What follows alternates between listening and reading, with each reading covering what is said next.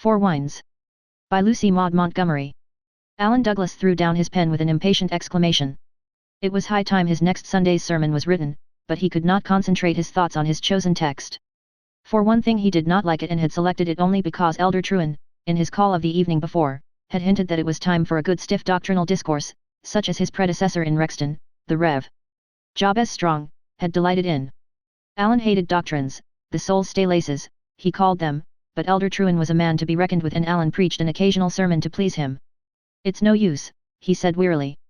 "I could have written a sermon in keeping with that text in November or midwinter, but now, when the whole world is reawakening in a miracle of beauty and love, I can't do it. If a northeast rainstorm doesn't set in before next Sunday, Mr. Trewin will not have his sermon. I shall take as my text instead, 'The flowers appear on the earth, the time of the singing of birds has come.'" He rose and went to his study window, outside of which a young vine was glowing in soft tender green tints, its small dainty leaves casting quivering shadows on the opposite wall where the portrait of Alan's mother hung. She had a fine, strong, sweet face. The same face, cast in a masculine mold, was repeated in her son, and the resemblance was striking as he stood in the searching evening sunshine. The black hair grew around his forehead in the same way, his eyes were steel blue, like hers, with a similar expression, half brooding, half tender, in their depths. He had the mobile, smiling mouth of the picture, but his chin was deeper and squarer, dented with a dimple which, combined with a certain occasional whimsicality of opinion and glance, had caused Elder Trewin some qualms of doubt regarding the fitness of this young man for his high and holy vocation. The Rev. Jabez Strong had never indulged in dimples or jokes, but then, as Elder Trewin, being a just man, had to admit, the Rev. Jabez Strong had preached many a time and oft to more empty pews than full ones, while now the church was crowded to its utmost capacity on Sundays and people came to hear Mr. Douglas, who had not darkened a church door for years. All things considered, Elder Trewin decided to overlook the dimple.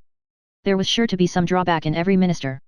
Alan from his study looked down on all the length of the Rexton Valley, at the head of which the manse was situated, and thought that Eden might have looked so in its innocence, for all the orchards were abloom and the distant hills were tremulous and aerial in springtime gauzes of pale purple and pearl. But in any garden, despite its beauty, is an element of tameness and domesticity, and Alan's eyes, after a moment's delighted gazing, strayed wistfully off to the north where the hills broke away into a long sloping lowland of pine and fir. Beyond it stretched the wide expanse of the lake, flashing in the molten gold and crimson of evening. Its lure was irresistible. Alan had been born and bred beside a faraway sea, and the love of it was strong in his heart, so strong that he knew he must go back to it sometime. Meanwhile, the great lake, mimicking the sea in its vast expanse and the storms that often swept over it, was his comfort and solace. As often as he could he stole away to its wild and lonely shore, leaving the snug bounds of cultivated homelands behind him with something like a sense of relief.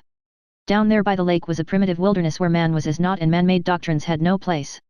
There one might walk hand in hand with nature and so come very close to God. Many of Alan's best sermons were written after he had come home, rapt-eyed, from some long shore tramp where the wilderness had opened its heart to him and the pines had called to him in their soft, sibilant speech. With a half-guilty glance at the futile sermon, he took his hat and went out. The sun of the cool spring evening was swinging low over the lake as he turned into the unfrequented, deep-rutted road leading to the shore. It was 2 miles to the lake, but halfway there Alan came to where another road branched off and struck down through the pines in a northeasterly direction. He had sometimes wondered where it led, but he had never explored it. Now he had a sudden whim to do so and turned into it. It was even rougher and lonelier than the other. Between the ruts the grasses grew long and thickly, sometimes the pine boughs met overhead, again, the trees broke away to reveal wonderful glimpses of gleaming water, purple islets, dark feathery coasts. Still, the road seemed to lead nowhere, and Alan was half repenting the impulse which had led him to choose it when he suddenly came out from the shadow of the pines and found himself gazing on a sight which amazed him. Before him was a small peninsula running out into the lake and terminating in a long sandy point. Beyond it was a glorious sweep of sunset water. The peninsula itself seemed barren and sandy, covered for the most part with scrub firs and spruces, through which the narrow road wound on to what was the astonishing feature in the landscape, a grey and weather-beaten house built almost at the extremity of the point and shadowed from the western light by a thick plantation of tall pines behind it. It was the house which puzzled Alan. He had never known there was any house near the lake shore, had never heard mention made of any, yet here was one, and one which was evidently occupied, for a slender spiral of smoke was curling upward from it on the chilly spring air. It could not be a fisherman's dwelling, for it was large and built after a quaint tasteful design. The longer Alan looked at it the more his wonder grew. The people living here were in the bounds of his congregation. How then was it that he had never seen or heard of them? He sauntered slowly down the road until he saw that it led directly to the house and ended in the yard. Then he turned off in a narrow path to the shore. He was not far from the house now, and he scanned it observantly as he went past.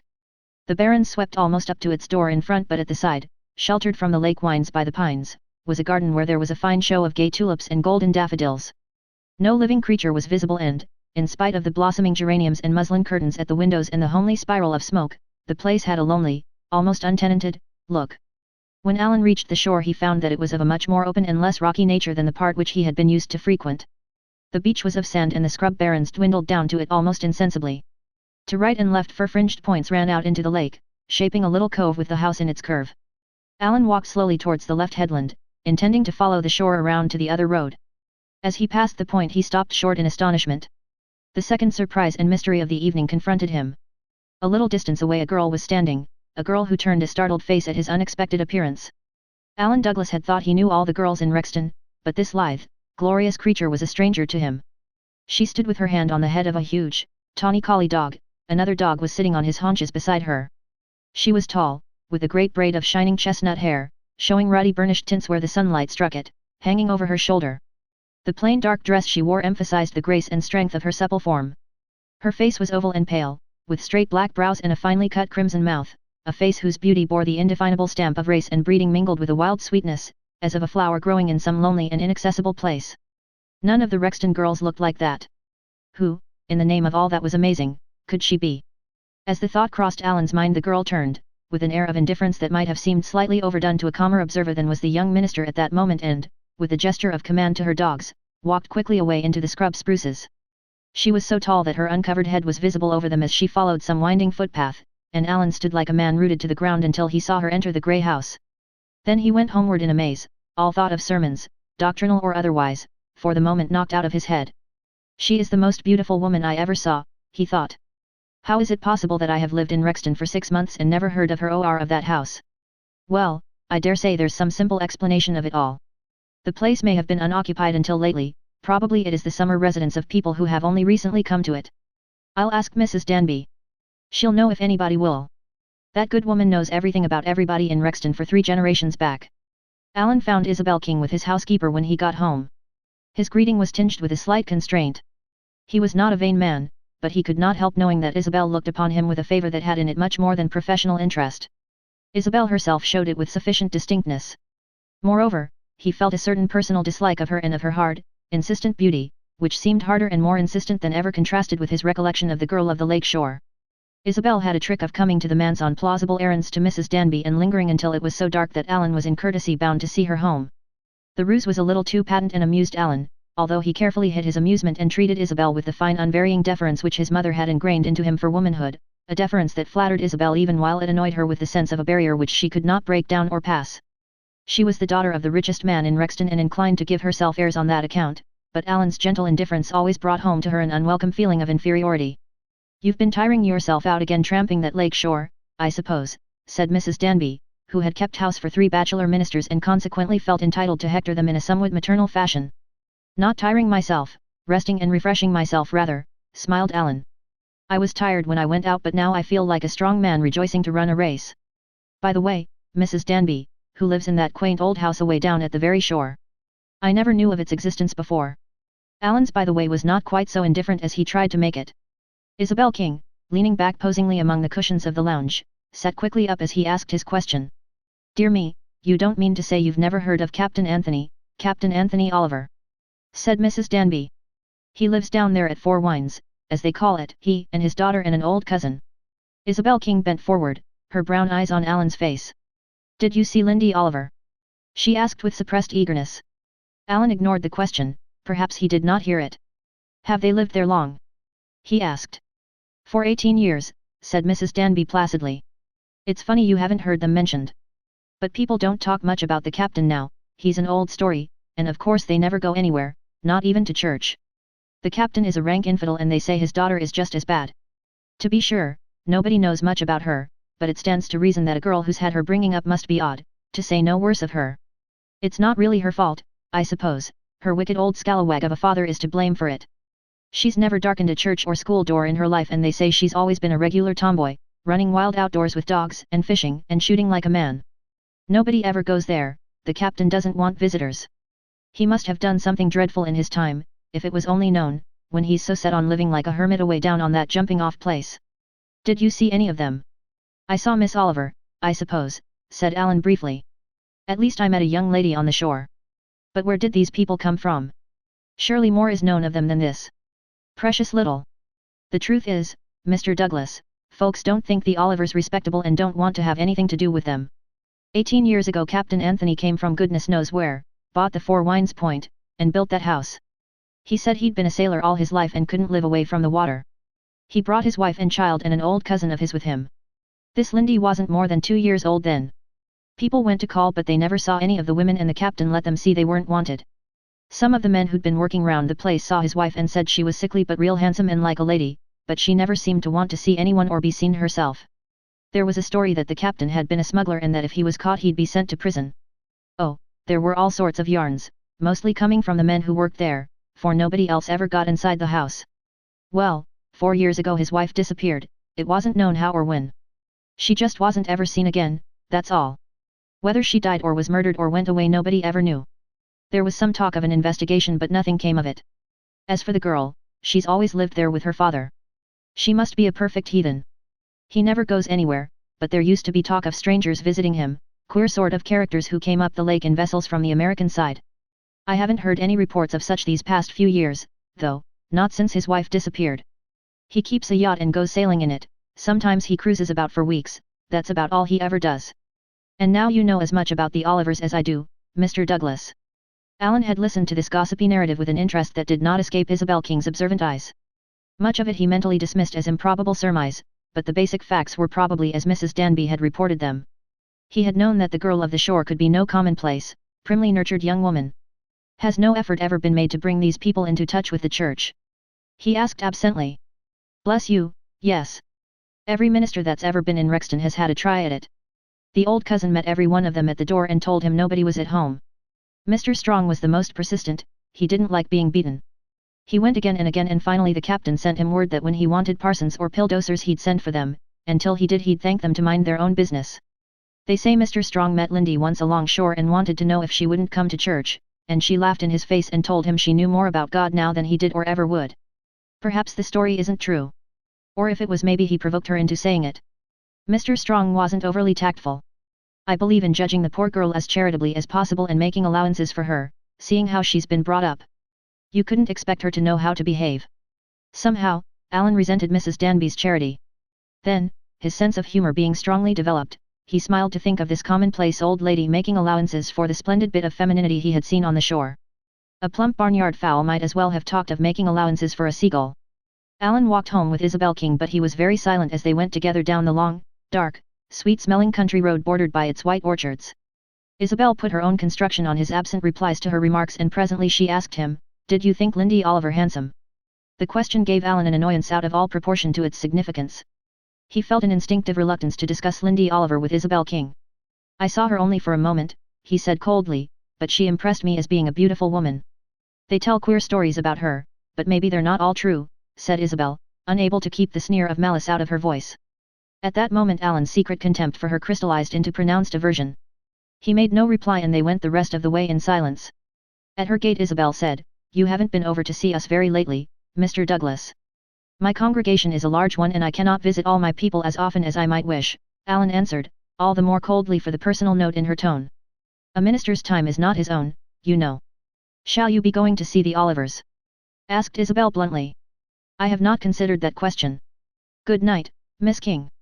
On his way back to the manse Alan did consider the question. Should he make any attempt to establish friendly relations with the residents of Four Winds? It surprised him to find how much he wanted to, but he finally concluded that he would not.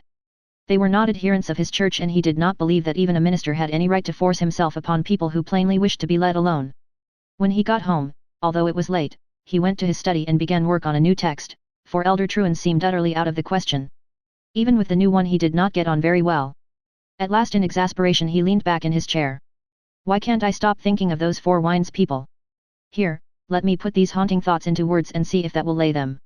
That girl had a beautiful face but a cold one. Would I like to see it lighted up with the warmth of her soul set free? Yes, frankly, I would. She looked upon me with indifference. Would I like to see her welcome me as a friend? I have a conviction that I would, although no doubt everybody in my congregation would look upon her as a most unsuitable friend for me.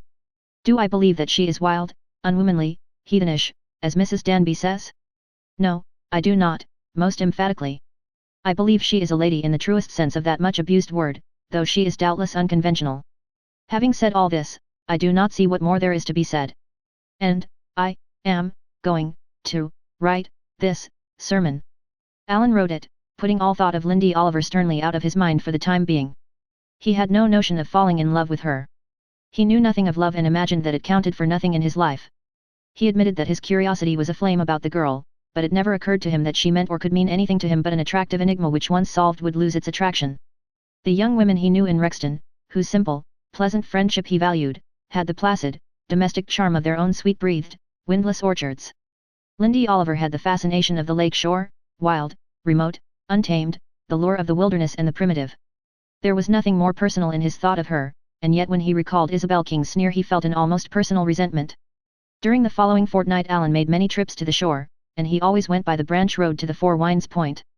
He did not attempt to conceal from himself that he hoped to meet Lindy Oliver again. In this he was unsuccessful. Sometimes he saw her at a distance along the shore but she always disappeared as soon as seen. Occasionally as he crossed the point he saw her working in her garden but he never went very near the house, feeling that he had no right to spy on it or her in any way. He soon became convinced that she avoided him purposely and the conviction piqued him. He felt an odd masterful desire to meet her face to face and make her look at him. Sometimes he called himself a fool and vowed he would go no more to the Four Winds shore. Yet he inevitably went. He did not find in the shore the comfort and inspiration he had formerly found. Something had come between his soul and the soul of the wilderness, something he did not recognize or formulate, a nameless, haunting longing that shaped itself about the memory of a cold sweet face and starry, indifferent eyes, grey as the lake at dawn. Of Captain Anthony he never got even a glimpse, but he saw the old cousin several times, going and coming about the yard and its environs. Finally one day he met her, coming up a path which led to a spring down in a furry hollow. She was carrying 2 heavy pails of water and Alan asked permission to help her. He half expected a repulse, for the tall, grim old woman had a rather stern and forbidding look, but after gazing at him a moment in a somewhat scrutinizing manner she said briefly, "You may, if you like." Alan took the pails and followed her, the path not being wide enough for 2. She strode on before him at a rapid, vigorous pace until they came out into the yard by the house. Alan felt his heart beating foolishly. Would he see Lindy Oliver? Would. "You may carry the water there," the old woman said, pointing to a little outhouse near the pines. "I'm washing, the spring water is softer than the well water." "Thank you," as Alan set the pails down on a bench, "I'm not so young as I was and bringing the water so far tires me. Lindy always brings it for me when she's home." She stood before him in the narrow doorway, blocking his exit, and looked at him with keen, deep-set dark eyes. In spite of her withered aspect and wrinkled face, she was not an uncomely old woman and there was about her a dignity of carriage and manner that pleased Alan. It did not occur to him to wonder why it should please him. If he had hunted that feeling down he might have been surprised to discover that it had its origin in a curious gratification over the thought that the woman who lived with Lindy had a certain refinement about her. He preferred her unsmiling dourness to vulgar garrulity. "Are you the young minister up at Rexton?" she asked bluntly. "Yes. I thought so. Lindy said she had seen you on the shore once." "Well," she cast an uncertain glance over her shoulder at the house, "I'm much obliged to you." Alan had an idea that that was not what she had thought of saying, but as she had turned aside and was busying herself with the pails, there seemed nothing for him to do but to go. "Wait a moment." She faced him again, and if Alan had been a vain man he might have thought that admiration looked from her piercing eyes. "What do you think of us? I suppose they've told you tales of us up there," with a scornful gesture of her hand in the direction of Rexton. "Do you believe them?" "I believe no ill of anyone until I have absolute proof of it," said Alan, smiling. He was quite unconscious what a winning smile he had, which was the best of it, "and I never put faith in gossip." "Of course you are gossiped about, you know that." "Yes, I know it," grimly, "and I don't care what they say about the captain and me. We are a queer pair, just as queer as they make us out. You can believe what you like about us, but don't you believe a word they say against Lindy. She's sweet and good and beautiful.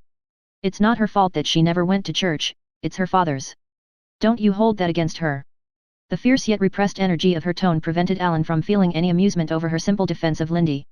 Moreover, it sounded unreasonably sweet in his ears. "I won't," he promised, "but I don't suppose it would matter much to Miss Oliver if I did. She did not strike me as a young lady who would worry very much about other people's opinions." If his object were to prolong the conversation about Lindy, he was disappointed, for the old woman had turned abruptly to her work again and, though Alan lingered for a few moments longer, she took no further notice of him. But when he had gone she peered stealthily after him from the door until he was lost to sight among the pines. "A well-looking man," she muttered.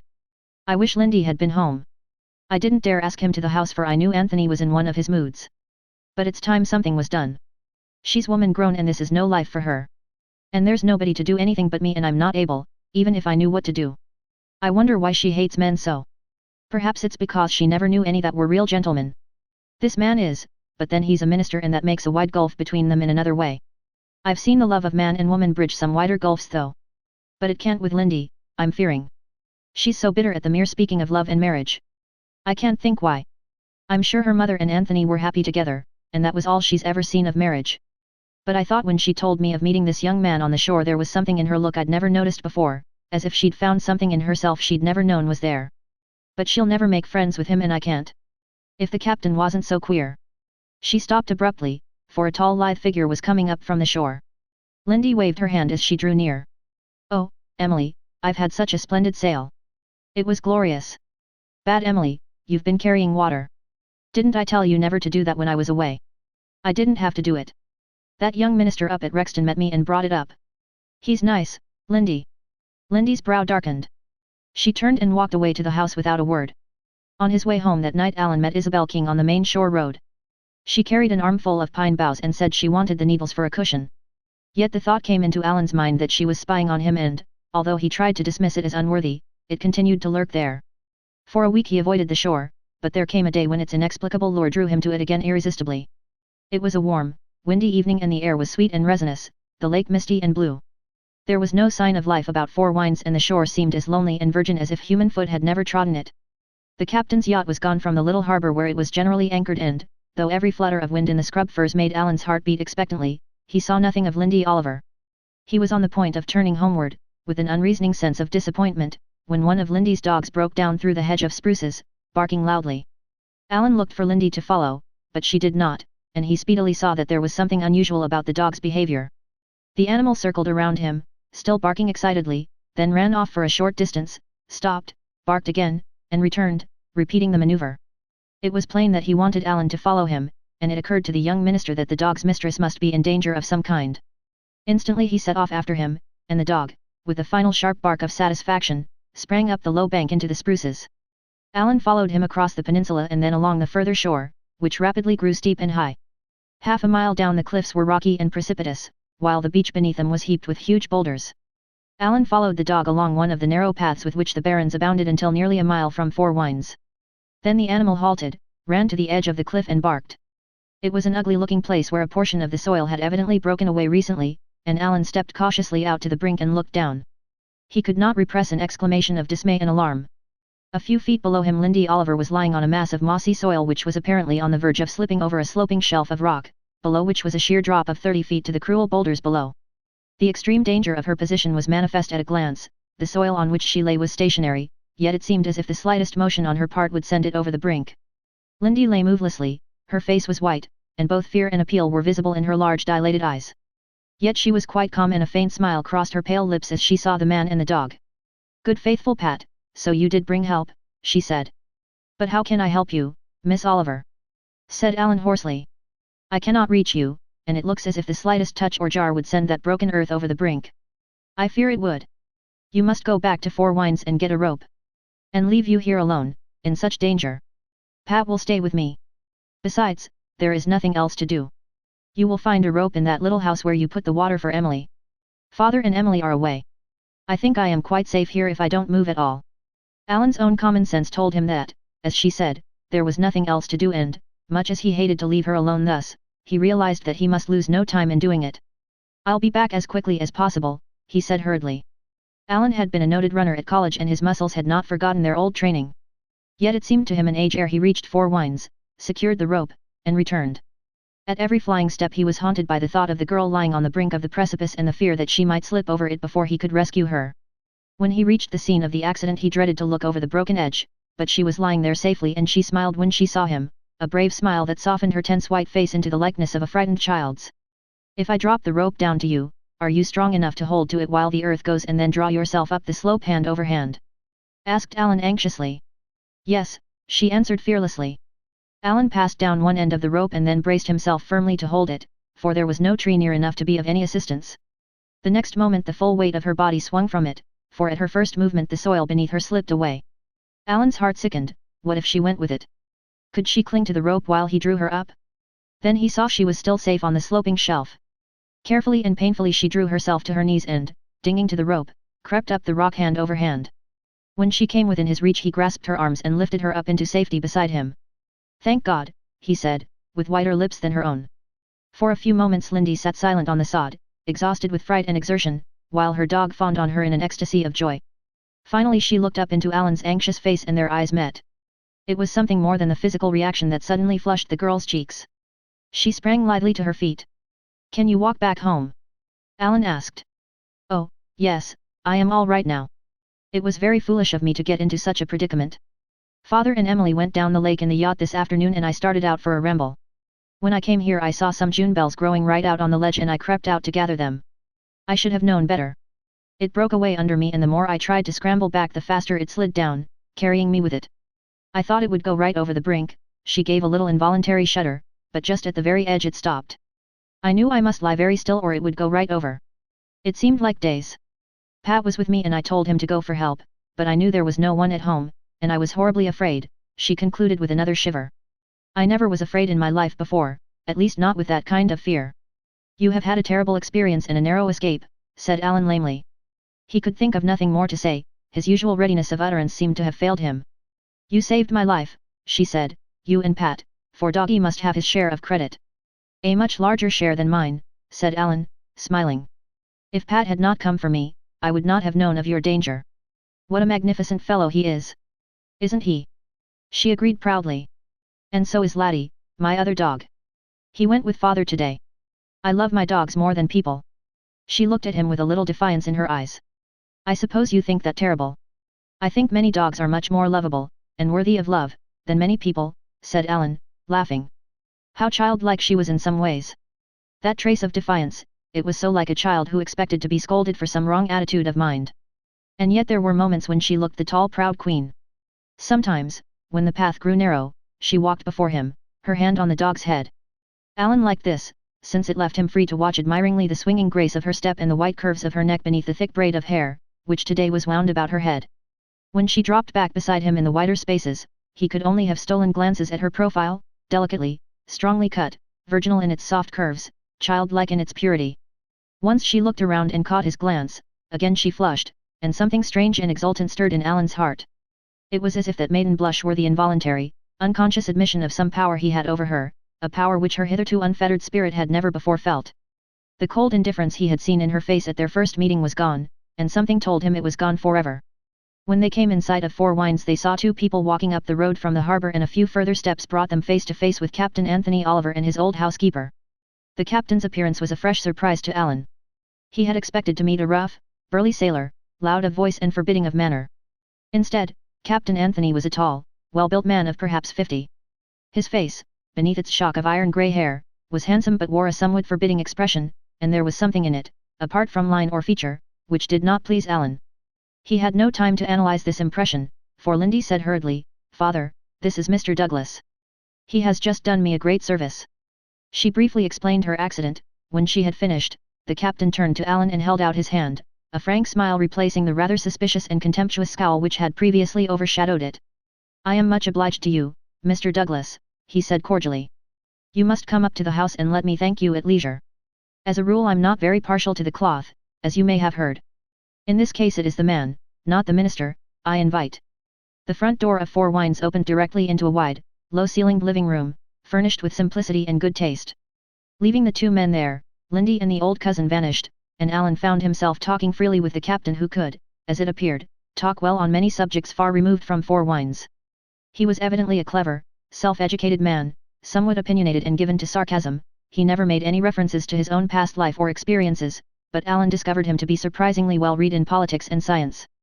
Sometimes in the pauses of the conversation Alan found the older man looking at him in a furtive way he did not like, but the captain was such an improvement on what he had been led to expect that he was not inclined to be overcritical. At least, this was what he honestly thought. He did not suspect that it was because this man was Lindy's father that he wished to think as well as possible of him. Presently Lindy came in. She had changed her outdoor dress, stained with moss and soil in her fall, for a soft clinging garment of some pale yellow material, and her long, thick braid of hair hung over her shoulder.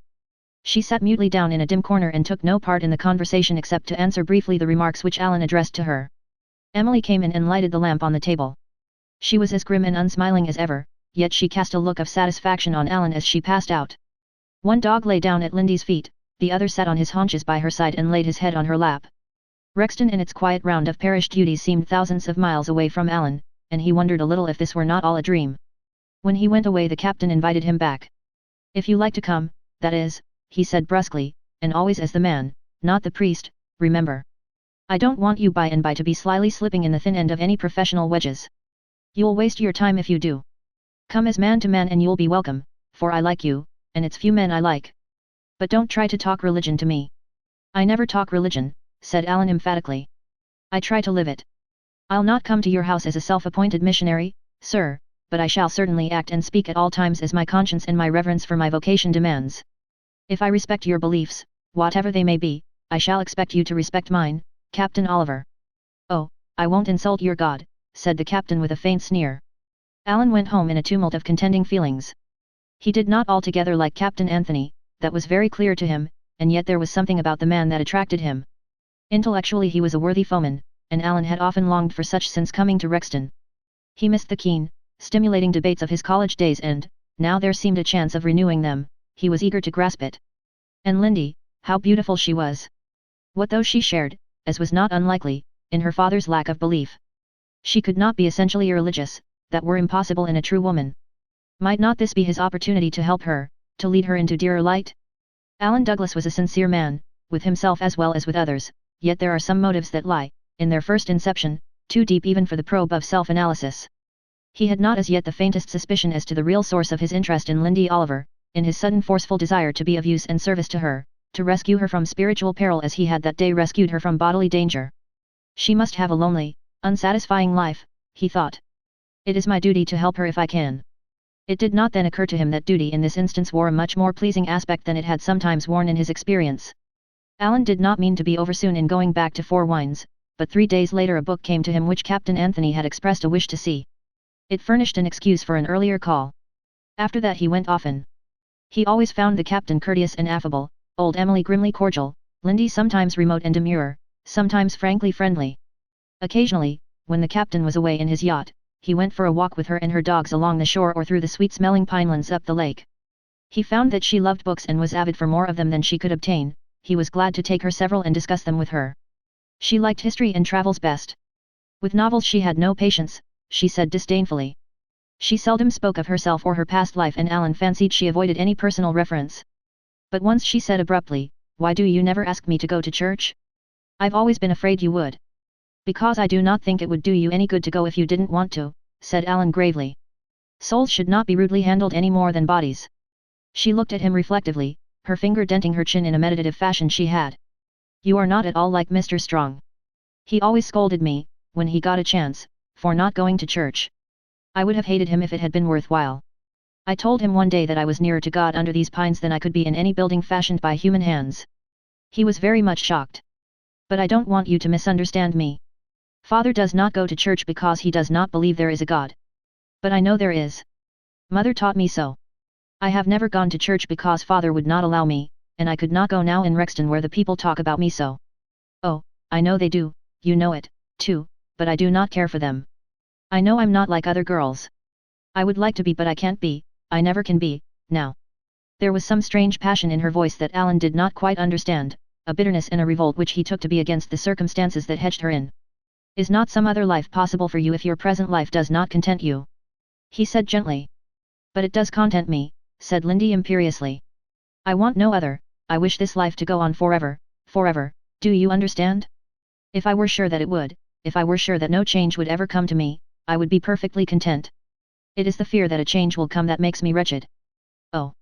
She shuddered and put her hands over her eyes. Alan thought she must mean that when her father died she would be alone in the world. He wanted to comfort her, reassure her, but he did not know how. One evening when he went to Four Wines he found the door open and, seeing the captain in the living room, he stepped in unannounced. Captain Anthony was sitting by the table, his head in his hands. At Alan's entrance he turned upon him a haggard face, blackened by a furious scowl beneath which blazed eyes full of malevolence. "What do you want here?" he said, following up the demand with a string of vile oaths. Before Alan could summon his scattered wits, Lindy glided in with a white, appealing face. Wordlessly she grasped Alan's arm, drew him out, and shut the door. "Oh, I've been watching for you," she said breathlessly. "I was afraid you might come tonight, but I missed you." "But your father?" said Alan in amazement. "How have I angered him?" "Hush! Come into the garden. I will explain there." He followed her into the little enclosure where the red and white roses were now in full blow. "Father isn't angry with you," said Lindy in a low shamed voice. "It's just, he takes strange moods sometimes. Then he seems to hate us all, even me, and he is like that for days. He seems to suspect and dread everybody as if they were plotting against him." Perhaps you think he has been drinking?" "No, that is not the trouble. These terrible moods come on without any cause that we know of. Even mother could not do anything with him when he was like that. You must go away now, and do not come back until his dark mood has passed. He will be just as glad to see you as ever then, and this will not make any difference with him.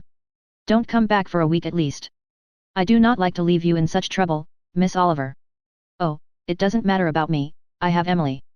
And there is nothing you could do. Please go at once. Father knows I am talking to you and that will vex him still more." Alan, realizing that he could not help her and that his presence only made matters worse, went away perplexedly. The following week was a miserable one for him. His duties were distasteful to him and meeting his people a positive torture. Sometimes Mrs. Danby looked dubiously at him and seemed on the point of saying something, but never said it. Isabel King watched him when they met, with bold probing eyes.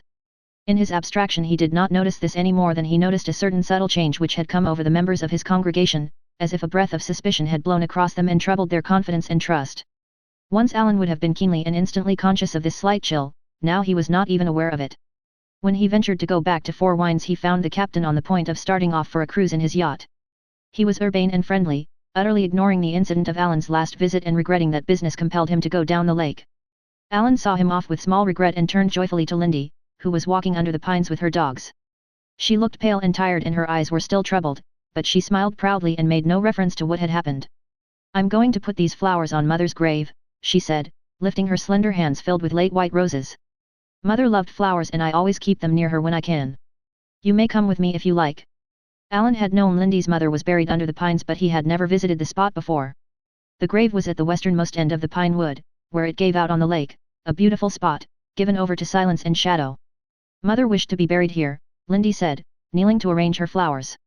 "Father would have taken her anywhere but she said she wanted to be near us and near the lake she had loved so well. Father buried her himself. He wouldn't have anyone else do anything for her. I am so glad she is here. It would have been terrible to have seen her taken far away, my sweet little mother. A mother is the best thing in the world, I realized that when I lost mine," said Alan gently. "How long is it since your mother died?" 3 years.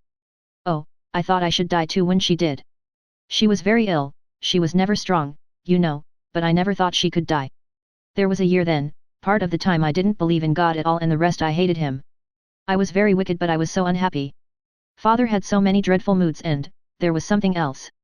I used to wish to die." She bowed her head on her hands and gazed moodily on the ground. Alan, leaning against a pine tree, looked down at her. The sunlight fell through the swaying boughs on her glory of burnished hair and lighted up the curve of cheek and chin against the dark background of wood brown. All the defiance and wildness had gone from her for the time and she seemed like a helpless, weary child. He wanted to take her in his arms and comfort her. "You must resemble your mother," he said absently, as if thinking aloud. "You don't look at all like your father." Lindy shook her head. "No, I don't look like mother either." She was tiny and dark, she had a sweet little face and velvet brown eyes and soft curly dark hair. "Oh, I remember her look so well. I wish I did resemble her. I loved her so, I would have done anything to save her suffering and trouble. At least, she died in peace." There was a curious note of fierce self-gratulation in the girl's voice as she spoke the last sentence. Again Alan felt the unpleasant impression that there was much in her that he did not understand, might never understand, although such understanding was necessary to perfect friendship. She had never spoken so freely of her past life to him before, yet he felt somehow that something was being kept back in jealous repression. It must be something connected with her father, Alan thought. Doubtless, Captain Anthony's past would not bear inspection, and his daughter knew it and dwelt in the shadow of her knowledge. His heart filled with aching pity for her, he raged secretly because he was so powerless to help her. Her girlhood had been blighted, robbed of its meed of happiness and joy. Was she likewise to miss her womanhood? Alan's hands clenched involuntarily at the unuttered question. On his way home that evening he again met Isabel King. She turned and walked back with him, but she made no reference to Four Winds or its inhabitants. If Alan had troubled himself to look, he would have seen a malicious glow in her baleful brown eyes. But the only eyes which had any meaning for him just then were the grey ones of Lindy Oliver. During Alan's next 3 visits to Four Winds he saw nothing of Lindy, either in the house or out of it. This surprised and worried him. There was no apparent difference in Captain Anthony, who continued to be suave and friendly. Alan always enjoyed his conversations with the captain, who was witty, incisive, and pungent, yet he disliked the man himself more at every visit. If he had been compelled to define his impression, he would have said the captain was a charming scoundrel. But it occurred to him that Emily was disturbed about something. Sometimes he caught her glance, full of perplexity and, it almost seemed, distrust. She looked as if she felt hostile towards him. But Alan dismissed the idea as absurd. She had been friendly from the first and he had done nothing to excite her disapproval. Lindy's mysterious absence was a far more perplexing problem. She had not gone away, for when Alan asked the captain concerning her, he responded indifferently that she was out walking. Alan caught a glint of amusement in the older man's eyes as he spoke. He could have sworn it was malicious amusement. One evening he went to Four Winds around the shore. As he turned the headland of the cove, he saw Lindy and her dogs not 100 feet away. The moment she saw him she darted up the bank and disappeared among the firs. Alan was thunderstruck. There was no room for doubt that she meant to avoid him. He walked up to the house in a tumult of mingled feelings which he did not even then understand. He only realized that he felt bitterly hurt and grieved, puzzled as well. What did it all mean? He met Emily in the yard of Four Winds on her way to the spring and stopped her resolutely. "Miss Oliver," he said bluntly, "is Miss Lindy angry with me?" "And why?" Emily looked at him piercingly. "Have you no idea why?" she asked shortly. "None in the world." She looked at him through and through a moment longer. Then, seeming satisfied with her scrutiny, she picked up her pail. "Come down to the spring with me," she said. As soon as they were out of sight of the house, Emily began abruptly. "If you don't know why Lindy is acting so, I can't tell you, for I don't know either. I don't even know if she is angry. I only thought perhaps she was, that you had done or said something to vex her, plaguing her to go to church maybe. But if you didn't, it may not be anger at all. I don't understand that girl. She's been different ever since her mother died. She used to tell me everything before that. You must go and ask her right out yourself what is wrong. But maybe I can tell you something. Did you write her a letter a fortnight ago?" "A letter? No." "Well, she got one then. I thought it came from you, I didn't know who else would be writing to her. A boy brought it and gave it to her at the door. She's been acting strange ever since. She cries at night, something Lindy never did before except when her mother died. And in daytime she roams the shore and woods like one possessed. You must find out what was in that letter, Mr. Douglas." "Have you any idea who the boy was?" Alan asked, feeling somewhat relieved. The mystery was clearing up, he thought. No doubt it was the old story of some cowardly anonymous letter. His thoughts flew involuntarily to Isabel King. Emily shook her head. "No. He was just a half-grown fellow with reddish hair and he limped a little." "Oh, that is the postmaster's son," said Alan disappointedly. "That puts us further off the scent than ever. The letter was probably dropped in the box at the office and there will consequently be no way of tracing the writer." "Well, I can't tell you anything more," said Emily. "You'll have to ask Lindy for the truth." This Alan was determined to do whenever he should meet her. He did not go to the house with Emily but wandered about the shore, watching for Lindy and not seeing her. At length he went home, a prey to stormy emotions. He realized at last that he loved Lindy Oliver. He wondered how he could have been so long blind to it. He knew that he must have loved her ever since he had first seen her. The discovery amazed but did not shock him. There was no reason why he should not love her, should not woo and win her for his wife if she cared for him. She was good and sweet and true. Anything of doubt in her antecedents could not touch her. Probably the world would look upon Captain Anthony as a somewhat undesirable father-in-law for a minister, but that aspect of the question did not disturb Alan. As for the trouble of the letter, he felt sure he would easily be able to clear it away. Probably some malicious busybody had become aware of his frequent calls at Four Winds and chose to interfere in his private affairs thus. For the first time it occurred to him that there had been a certain lack of cordiality among his people of late. If it were really so, doubtless this was the reason. At any other time this would have been of moment to him. But now his thoughts were too wholly taken up with Lindy and the estrangement on her part to attach much importance to anything else. What she thought mattered incalculably more to Alan than what all the people in Rexton put together thought. He had the right, like any other man, to woo the woman of his choice and he would certainly brook no outside interference in the matter. After a sleepless night he went back to Four Winds in the morning. Lindy would not expect him at that time and he would have more chance of finding her. The result justified his idea, for he met her by the spring. Alan felt shocked at the change in her appearance. She looked as if years of suffering had passed over her. Her lips were pallid, and hollow circles under her eyes made them appear unnaturally large. He had last left the girl in the bloom of her youth, he found her again a woman on whom life had laid its heavy hand. A burning flood of color swept over her face as they met, then receded as quickly, leaving her whiter than before. Without any waste of words, Alan plunged abruptly into the subject. Miss Oliver, why have you avoided me so of late? Have I done anything to offend you? No. She spoke as if the word hurt her, her eyes persistently cast down. Then what is the trouble? There was no answer. She gave an involuntary glance around as if seeking some way of escape. There was none, for the spring was set about with thick young firs and Alan blocked the only path. He leaned forward and took her hands in his.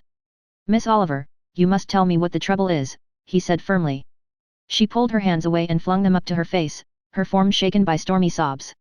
In distress he put his arm about her and drew her closer.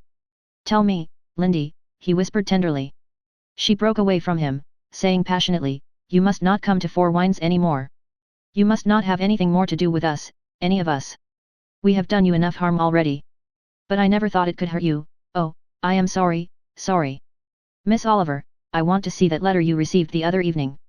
Oh, as she started with surprise, I know about it, Emily told me. Who wrote it?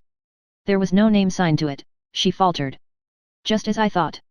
Well, you must let me see it. I cannot, I burned it. Then tell me what was in it. You must. This matter must be cleared up, I am not going to have our beautiful friendship spoiled by the malice of some coward. What did that letter say? It said that everybody in your congregation was talking about your frequent visits here, that it had made a great scandal, that it was doing you a great deal of injury and would probably end in your having to leave Rexton. That would be a catastrophe indeed, said Alan drily. Well, what else? Nothing more, at least, nothing about you. The rest was about myself, I did not mind it, much. But I was so sorry to think that I had done you harm. It is not too late to undo it. You must not come here any more. Then they will forget. Perhaps, but I should not forget. It's a little too late for me. Lindy, you must not let this venomous letter come between us. I love you, dear, I've loved you ever since I met you and I want you for my wife.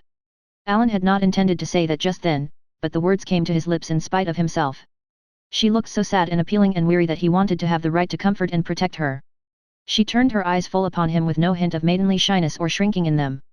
Instead, they were full of a blank, incredulous horror that swallowed up every other feeling. There was no mistaking their expression and it struck an icy chill to Alan's heart. He had certainly not expected a too ready response on her part, he knew that even if she cared for him he might find it a matter of time to win her avowal of it, but he certainly had not expected to see such evident abject dismay as her blanched face betrayed. She put up her hand as if warding a blow. Don't, she gasped. You must not say that, you must never say it. Oh, I never dreamed of this. If I had thought it possible you could, love me, I would never have been friends with you. Oh, I've made a terrible mistake. She wrung her hands piteously together, looking like a soul in torment. Alan could not bear to see her pain. Don't feel such distress, he implored. I suppose I've spoken too abruptly, but I'll be so patient, dear, if you'll only try to care for me a little. Can't you, dear? I can't marry you, said Lindy desperately. She leaned against a slim white bole of a young birch behind her and looked at him wretchedly. Won't you please go away and forget me? I can't forget you, Alan said, smiling a little in spite of his suffering. You are the only woman I can ever love, and I can't give you up unless I have to. Won't you be frank with me, dear? Do you honestly think you can never learn to love me? It is not that, said Lindy in a hard, unnatural voice. I am married already. Alan stared at her, not in the least comprehending the meaning of her words. Everything, pain, hope, fear, passion, had slipped away from him for a moment, as if he had been stunned by a physical blow. He could not have heard aright. Married? He said dully.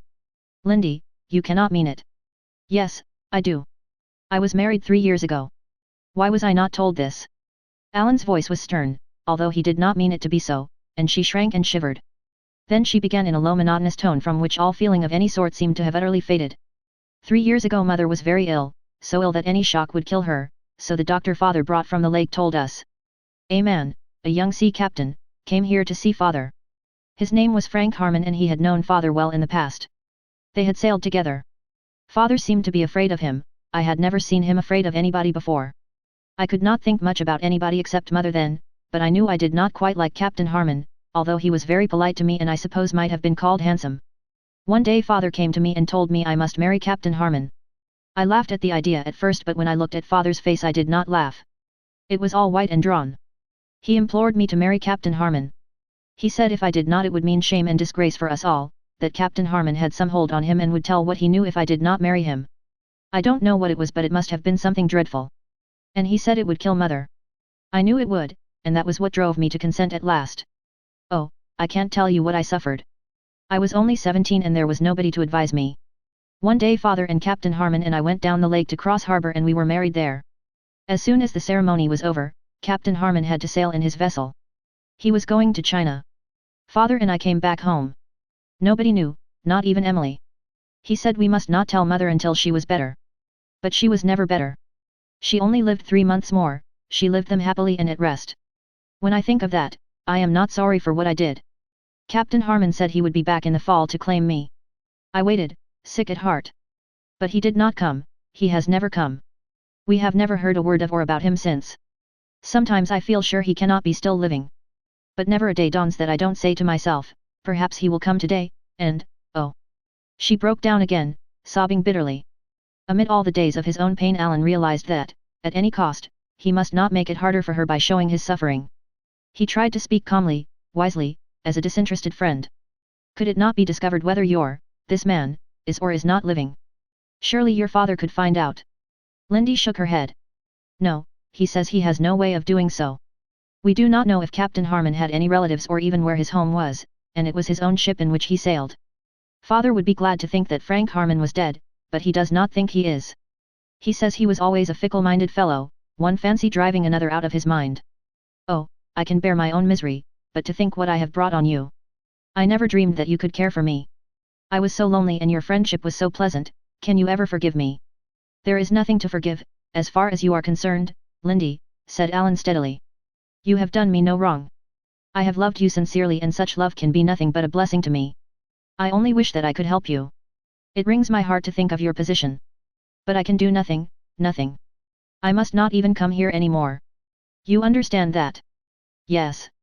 There was an unconscious revelation in the girl's mournful eyes as she turned them on Alan. It thrilled him to the core of his being. She loved him. If it were not for that empty marriage form, he could win her, but the knowledge was only an added mocking torment. Alan had not known a man could endure such misery and live. A score of wild questions rushed to his lips but he crushed them back for Lindy's sake and held out his hand.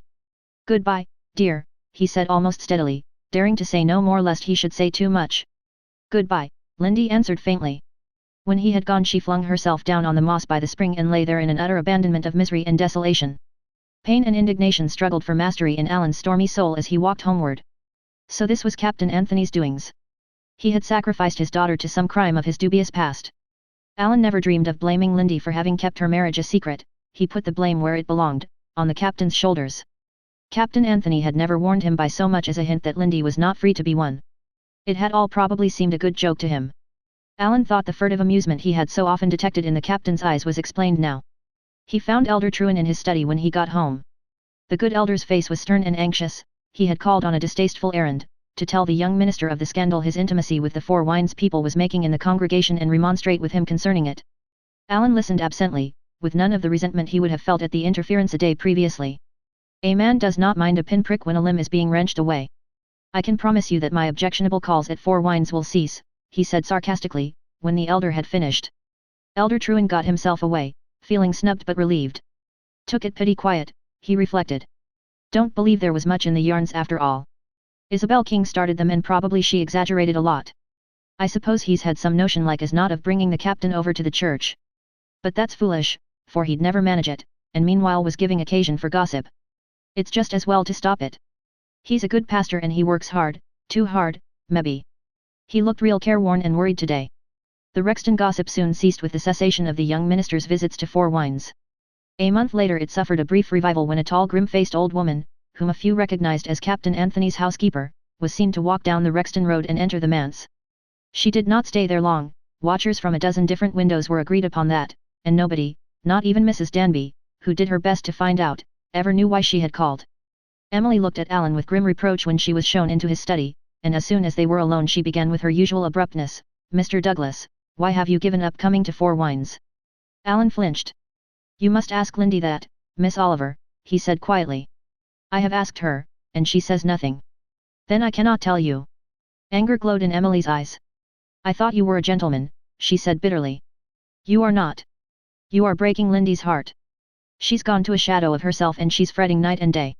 You went there and made her like you, oh, I've eyes, and then you left her. Alan bent over his desk and looked the old woman in the face unflinchingly. You are mistaken, Miss Oliver, he said earnestly. I love Lindy and would be only too happy if it were possible that I could marry her. I am not to blame for what has come about, she will tell you that herself if you ask her. His look and tone convinced Emily. Who is to blame then? Lindy herself. No, no. The captain then. Not in the sense you mean. I can tell you nothing more. A baffled expression crossed the old woman's face. There's a mystery here, there always has been, and I'm shut out of it. Lindy won't confide in me who'd give my life's blood to help her. Perhaps I can help her, I could tell you something.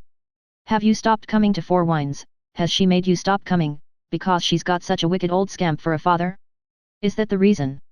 Alan shook his head. No, that has nothing to do with it. And you won't come back. It is not a question of will. I cannot, must not go. Lindy will break her heart then, said Emily in a tone of despair. I think not. She is too strong and fine for that. Help her all you can with sympathy but don't torment her with any questions. You may tell her if you like that I advise her to confide the whole story to you, but if she cannot don't tease her to. Be very gentle with her. You don't need to tell me that. I'd rather die than hurt her. I came here full of anger against you, but I see now you are not to blame. You are suffering too, your face tells that. All the same, I wish you'd never set foot in Four Winds. She wasn't happy before but she wasn't so miserable as she is now. Oh, I know Anthony is at the bottom of it all in some way but I won't ask you any more questions since you don't feel free to answer them. But are you sure that nothing can be done to clear up the trouble? Too sure, said Alan's white lips. The autumn dragged away. Alan found out how much a man may suffer and yet go on living and working. As for that, his work was all that made life possible for him now and he flung himself into it with feverish energy, growing so thin and hollow-eyed over it that even Elder Truan remonstrated and suggested a vacation, a suggestion at which Alan merely smiled. A vacation which would take him away from Lindy's neighborhood, the thought was not to be entertained. He never saw Lindy, for he never went to any part of the shore now, yet he hungered constantly for the sight of her, the sound of her voice, the glance of her luminous eyes. When he pictured her eating her heart out in the solitude of Four Winds, he clenched his hands in despair. As for the possibility of Harmon's return, Alan could never face it for a moment. When it thrust its ugly presence into his thoughts, he put it away desperately. The man was dead, or his fickle fancy had veered elsewhere. Nothing else could explain his absence. But they could never know, and the uncertainty would forever stand between him and Lindy like a spectre. But he thought more of Lindy's pain than his own. He would have elected to bear any suffering if by so doing he could have freed her from the nightmare dread of Harmon's returning to claim her. That dread had always hung over her and now it must be intensified to agony by her love for another man. And he could do nothing, nothing. He groaned aloud in his helplessness. One evening in late November Alan flung aside his pen and yielded to the impulse that urged him to the lake shore. He did not mean to seek Lindy, he would go to a part of the shore where there would be no likelihood of meeting her. But get away by himself he must. A November storm was raging and there would be a certain satisfaction in breasting its buffets and fighting his way through it. Besides, he knew that Isabel King was in the house and he dreaded meeting her. Since his conviction that she had written that letter to Lindy, he could not tolerate the girl and it tasked his self-control to keep from showing his contempt openly. Perhaps Isabel felt it beneath all his outward courtesy. At least she did not seek his society as she had formerly done. It was the second day of the storm, a wild northeast gale was blowing and cold rain and freezing sleet fell in frequent showers. Alan shivered as he came out into its full fury on the lake shore. At first he could not see the water through the driving mist. Then it cleared away for a moment and he stopped short, aghast at the sight which met his eyes. Opposite him was a long low island known as Philip's Point, dwindling down at its northeastern side to two long narrow bars of quicksand. Alan's horrified eyes saw a small schooner sunk between the bars, her hull was entirely under water and in the rigging clung one solitary figure. So much he saw before the point was blotted out in a renewed downpour of sleet. Without a moment's hesitation Alan turned and ran for Four Winds, which was only about a quarter of a mile away around a headland. With the captain's assistance, something might be done. Other help could not be obtained before darkness would fall and then it would be impossible to do anything. He dashed up the steps of Four Winds and met Emily, who had flung the door open. Behind her was Lindy's pale face with its alarmed questioning eyes. "Where is the captain?" gasped Alan. "There's a vessel on Philip's Point and one man at least on her." "The captain's away on a cruise," said Emily blankly. "He went 3 days ago." "Then nothing can be done," said Alan despairingly. It will be dark long before I can get to the village. Lindy stepped out, tying a shawl around her head. Let us go around to the point, she said. Have you matches? No? Emily, get some. We must light a bonfire at least. And bring father's glass. It is not a fit night for you to be out, said Alan anxiously. You are sheltered here, you don't feel it, but it's a fearful storm down there. I am not afraid of the storm. It will not hurt me. Let us hurry. It is growing dark already. In silence they breasted their way to the shore and around the headland. Arriving opposite Philip's Point, a lull in the sleet permitted them to see the sunken schooner and the clinging figure. Lindy waved her hand to him and they saw him wave back. It won't be necessary to light a fire now that he has seen us, said Lindy. Nothing can be done with village help till morning and that man can never cling there so long. He will freeze to death, for it is growing colder every minute. His only chance is to swim ashore if he can swim. The danger will be when he comes near shore, the undertow of the backwater on the quicksand will sweep him away and in his probably exhausted condition he may not be able to make head against it. He knows that, doubtless, and that is why he hasn't attempted to swim ashore before this, said Alan. But I'll meet him in the backwater and drag him in. You'll risk your own life, cried Lindy. There is a little risk certainly, but I don't think there is a great one. Anyhow, the attempt must be made, said Alan quietly. Suddenly Lindy's composure forsook her. She wrung her hands. I can't let you do it, she cried wildly. You might be drowned, there's every risk. You don't know the force of that backwater. Alan, don't think of it.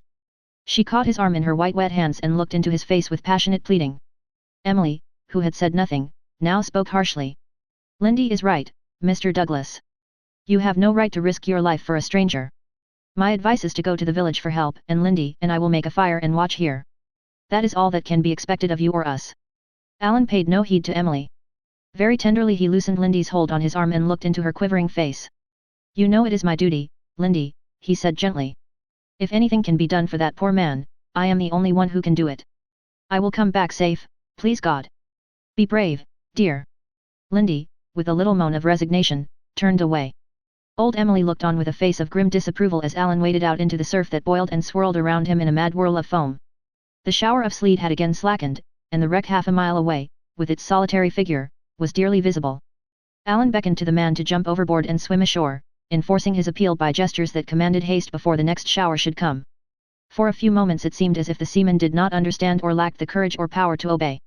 The next minute he had dropped from the rigging on the crest of a mighty wave and was being borne onward to the shore. Speedily the backwater was reached and the man, sucked down by the swirl of the wave, threw up his arms and disappeared. Alan dashed in, groping, swimming, it seemed an eternity before his hand clutched the drowning man and wrenched him from the undertow. And, with the seaman in his arms, he staggered back through the foam and dropped his burden on the sand at Lindy's feet. Alan was reeling from exhaustion and chilled to the marrow, but he thought only of the man he had rescued. The latter was unconscious and, as Alan bent over him, he heard Lindy give a choking little cry. He is living still, said Alan. We must get him up to the house as soon as possible. How shall we manage it? Lindy and I can go and bring the captain's mattress down, said Emily. Now that Alan was safe she was eager to do all she could. Then you and I can carry him up to the house. That will be best, said Alan. Go quickly. He did not look at Lindy or he would have been shocked by the agony on her face. She cast one glance at the prostrate man and followed Emily. In a short time they returned with the mattress and Alan and Emily carried the sailor on it to Four Winds. Lindy walked behind them, seemingly unconscious of both. She watched the stranger's face as one fascinated. At Four Winds they carried the man to a room where Emily and Alan worked over him, while Lindy heated water and hunted out stimulants in a mechanical fashion. When Alan came down she asked no questions but looked at him with the same strained horror on her face which it had borne ever since Alan had dropped his burden at her feet. Is he conscious? Asked Lindy, as if she forced herself to ask the question. Yes, he has come back to life. But he is delirious and doesn't realize his surroundings at all. He thinks he is still on board the vessel. He'll probably come round all right. Emily is going to watch him and I'll go up to Rexton and send Dr. Ames down.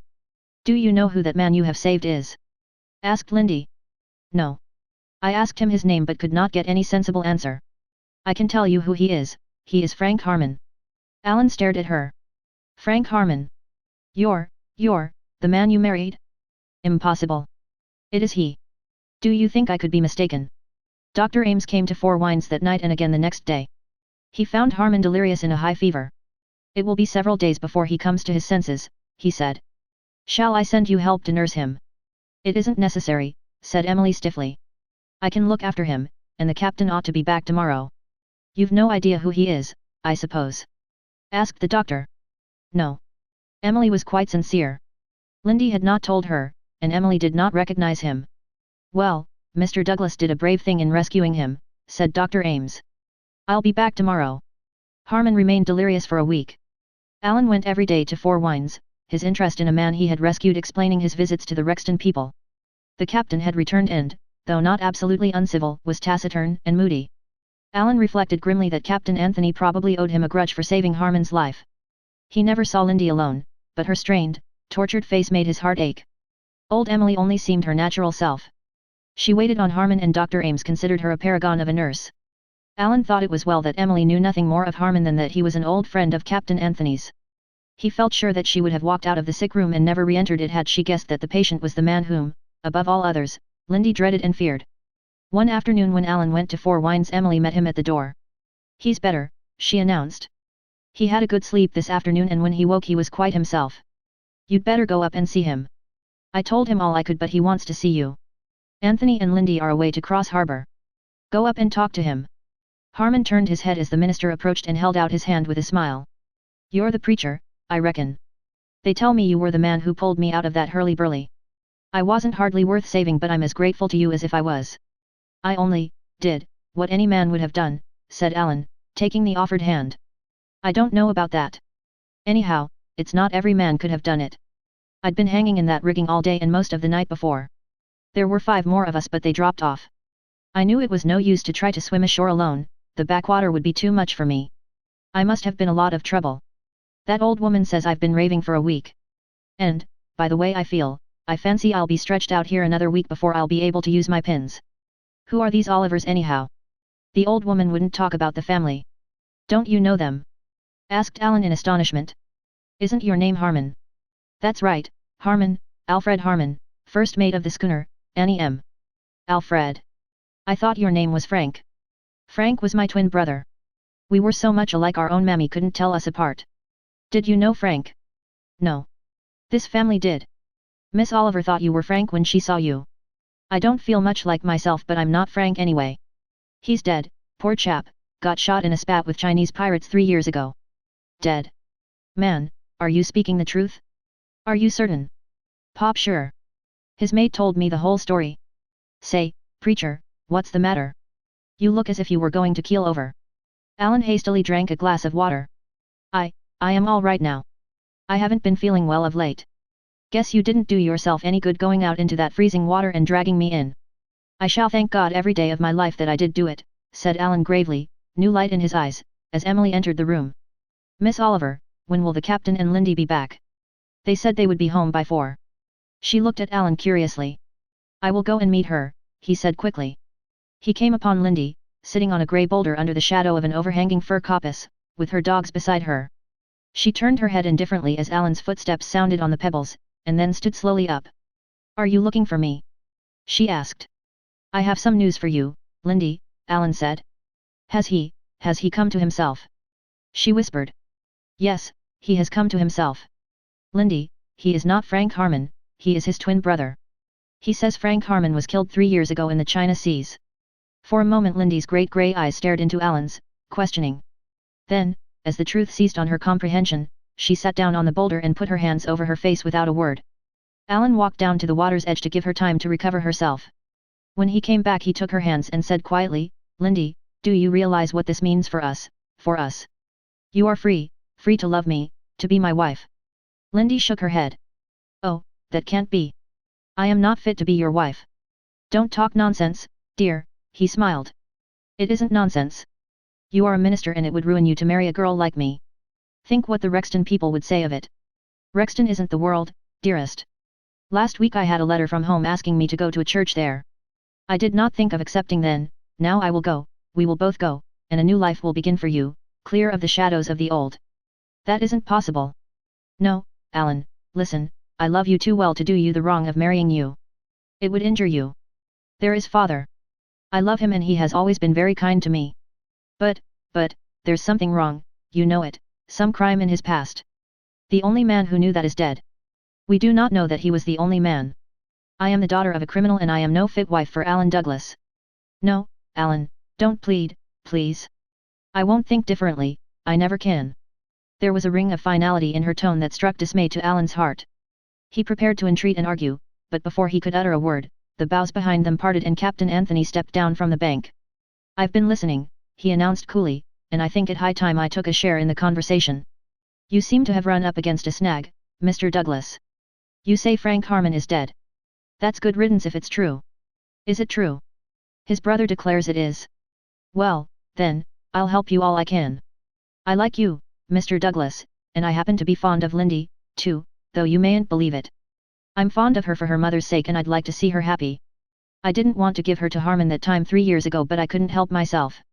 He had the upper hand, curse him. It wasn't for my own sake, though, it was for my wife's. However, that's all over and done with and I'll do the best I can to atone for it. So you won't marry your minister because your father was not a good man, Lindy? Well, I don't suppose he was a very good man, a man who makes his wife's life a hell, even in a refined way, isn't exactly a saint, to my way of thinking. But that's the worst that could be said of him and it doesn't entail any indelible disgrace on his family, I suppose. I am not your father, Lindy. Not my father. Lindy echoed the words blankly. No. Your father was your mother's first husband. She never told you of him. When I said he made her life a hell, I said the truth, no more, no less. I had loved your mother ever since I was a boy, Lindy. But she was far above me in station and I never dreamed it was possible to win her love. She married James Ashley. He was a gentleman, so-called, and he didn't kick or beat her. Oh no, he just tormented her refined womanhood to the verge of frenzy, that was all. He died when you were a baby. And a year later I found out your mother could love me, rough sailor and all as I was. I married her and brought her here. We had 15 years of happiness together. I'm not a good man, but I made your mother happy in spite of her wrecked health and her dark memories. It was her wish that you should be known as my daughter, but under the present circumstances I know she would wish that you should be told the truth. Marry your man, Lindy, and go away with him. Emily will go with you if you like. I'm going back to the sea. I've been hankering for it ever since your mother died. I'll go out of your life. There, don't cry, I hate to see a woman cry. Mr. Douglas, I'll leave you to dry her tears and I'll go up to the house and have a talk with Harmon. When Captain Anthony had disappeared behind the point, Alan turned to Lindy. She was sobbing softly and her face was wet with tears. Alan drew her head down on his shoulder. Sweetheart, the dark past is all put by. Our future begins with promise. All is well with us, dear Lindy. Like a child, she put her arms about his neck and their lips met.